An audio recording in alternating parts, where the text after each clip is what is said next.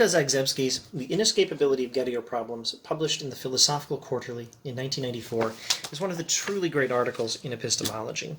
Other than Roderick Chisholm's The Problem of the Criterion, I don't know what I've read in contemporary epistemology that had this much insight in this few pages. I think this is more insightful than Gettier's original article, which he's obviously building on. Edmund Gettier's article was the epistemology article we needed, but not the one we deserved. The one we deserved was The Inescapability of Gettier Problems by Linda Zagzebski. This article is magnificent. It's very insightful. Well, let's review the backstory to Gettier, and then review Gettier, and then summarize Zagzebski. So, epistemologists, the philosophers who study knowledge, have long understood that in order to define knowledge, you're going to have to include in your definition of knowledge belief and truth and more. You don't know that which you don't even believe. So belief has to be part of the definition of knowledge. And you don't know that which is not even true. You might think you do, but you don't. You are wrong. And you have to have something else. It's not enough to just believe something that happens to be true. It can't just be luck, and also knowledge ought to be praiseworthy. You ought to be able to commend knowledge, or commend a person who has knowledge for believing well, not just happening to believe something that's true. So knowledge requires true belief plus something else to connect truth to belief in some hopefully reliable way. So the traditional approach has been to say knowledge equals true belief plus justification, or maybe evidence or rationality or warrant or something else. Justification has been a very common concept in this definition. Knowledge equals, in this strategy for defining knowledge. Knowledge equals, so the definition goes, so the tradition told us, knowledge equals justified true belief. So Edmund Gettier's article, extremely influential for being only 3 pages, showed that it's possible for a person to have justified true belief and still not have knowledge. So that kills off that definition of knowledge. So what do we do about it? Epistemologists have spent massive quantities of ink and paper trying to figure that out. But Zagzebski tells us what we do about it. First, you have to understand how it happened. How, in general, it happens that a person can have justified true belief and not have knowledge, or how a person can have that third thing that's supposed to connect belief to truth, and have belief, and have truth, and still not have knowledge. How, in short, we can have Gettier cases. So a Gettier case is a situation where a person has a justified true belief that's not knowledge. Zagzebski explains it in this way. Now we're finally starting to get to the insights of Linda Zagzebski. The usual definition of knowledge says knowledge equals true belief plus something else, but admits that sometimes we can have that something else, and the something else lets us down by sheer bad luck. Sometimes it's possible to have justified false beliefs. Now,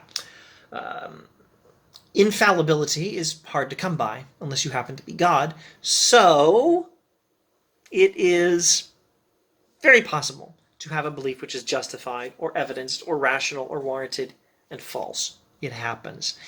So this is nothing original. Everyone knew it. Everyone understood human beings are fallible. Even our best processes for getting knowledge are fallible. Sometimes they can still lead to justified false beliefs. That doesn't in itself disprove the definition of knowledge. No one's definition of knowledge is ruined by that, but it does give us the first 2 steps to a Gettier problem, and the third step is not even hard. So here's how you construct a Gettier problem for any definition of knowledge that says knowledge equals true belief plus something, and yet which admits that that something sometimes doesn't fully make the connection between belief and truth. Step 1. Here's how a Gettier problem happens in 3 steps. Step 1. Take a situation in which a person has a true belief that has that third thing, justification or warrant or whatever. Step 2, modify the situation so that the belief is actually false by sheer bad luck. Step 3, modify the situation again so the belief is true by sheer good luck. This is your 3-step formula for constructing a Gettier problem, counterexample to any definition of knowledge, as long as that definition of knowledge says knowledge equals true belief plus something else, but acknowledges that that something else doesn't always get us to truth. So here's one ridiculous example that should work. I believe I'm holding a teacup, right? Let's say this is step 1. Step 1, take a situation in which a person has a justified true belief Step 2, modify the situation so the belief is false by sheer bad luck. Step 3, modify the situation again so the belief is true by sheer good luck. So, I believe I'm holding a teacup. I have a true belief here. It's justified. I know I'm holding a teacup. All is well. Step 2, suppose, just suppose, I'm not actually holding a teacup. I'm in the matrix. And the computers are feeding the sensory information to my mind, and I'm not actually holding a teacup. Now, step 3, modify the situation again. I'm still in the matrix, still not holding the teacup I think I'm holding, but by sheer good luck, my unconscious body that's plugged into the matrix happens to be holding a teacup. Maybe I'm one of the first generation people in the matrix, and when they plugged me in still holding my teacup or something ridiculous. It doesn't matter. It's just a thought experiment. It is possible that I'm in the matrix and my unconscious body is holding a teacup, and I have a justified belief that I'm holding a teacup. And it's true, but it's not knowledge, because it's just sheer bad luck that I'm in the matrix, and my evidence for my belief that I'm holding a teacup does not actually get me to the truth. I have the truth. I am holding a teacup in this thought experiment, but it's sheer luck. It has no connection to the evidence. This is how you construct a counterexample to any definition of knowledge that has those characteristics, that says knowledge is true belief plus something, while acknowledging that that something doesn't always get us there. It's always possible for any such definition of knowledge to say that a person has a justified belief, or a belief that has that third thing, whatever that third thing is, justification, warrant, rationality, whatever, and to say that that third thing doesn't get us all the way to truth. And then to just, by sheer luck, add some detail to the thought experiment so that the belief is true after all.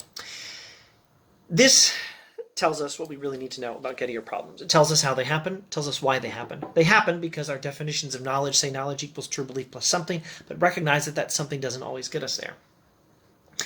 Every definition of knowledge that does that can be refuted by Gettier thought experiments. Every definition, there's no escape. And from what I can tell, Zagzebski's logic here is flawless. There is no escaping from a Gettier problem. If your definition of knowledge says knowledge equals true belief plus something, whatever the something is, however complicated you make your definition, as long as it's a third thing or a set of other things that you're adding to belief plus truth, and as long as you're acknowledging that sometimes that thing does not guarantee knowledge because we human beings are fallible, so long as that's your strategy for defining knowledge, it is always possible to construct a Gettier counterexample to your definition of knowledge. There's no escape, except one of the following 3 approaches Zagzebski outlines. First option, you can say knowledge equals true belief, and you can say that third thing doesn't even matter. Second option, you could say knowledge equals belief plus that something, but you define the something in such a way as to guarantee truth, so that technically truth is redundant. Knowledge is no longer true belief, knowledge is justified belief. And you define your standards for justification in such a way that they're completely infallible. Now, neither of these seems like a good option. I think I know a lot of things that I know fallibly. A lot of our reasoning is open to some possibility of a refutation, to say nothing of all of science and all my memory beliefs, which are fallible. Even as Descartes would have pointed out, even our beliefs in truths of reason are sometimes fallible. Mathematics now, 3 times 3 equals 9, right? Well, one time when I was very sleepy, I multiplied 3 and 3 and got 12. I'm fallible. So those don't seem like the right definition of knowledge. It seems like we still have to say knowledge is true belief and has something else. But how do you avoid a Gettier refutation of a definition of knowledge that meets these criteria? There's only one other thing you can do. Zagzebski teaches us, and that is to include some luck in your definition of knowledge. Not a lot of luck, just enough luck that you're not in a Gettier situation. That's it.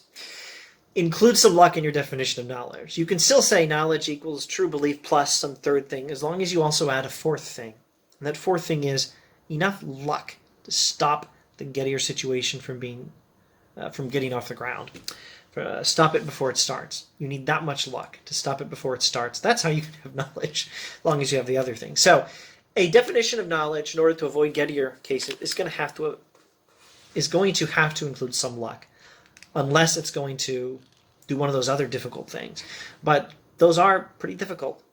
You really don't want to say that our processes by which we get knowledge are infallible. That's difficult. That doesn't seem right.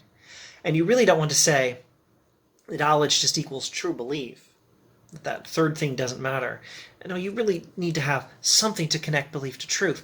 But you cannot avoid the possibility of Gettier cases unless you also include in your definition of knowledge some element of luck. But don't worry about it too much. It doesn't have to be too much luck. It just has to be, as far as I can tell, enough luck to not be in a Gettier situation. So,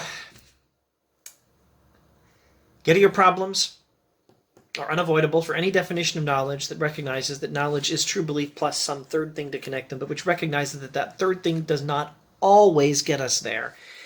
And the only escape is to include luck in your definition of knowledge. At least the only decent, the best strategy is to include luck in your definition of knowledge. There is no other good alternative. Thus, says Linda Zagzebski, The Inescapability of Gettier Problems, 1994. Strongly recommended reading in epistemology.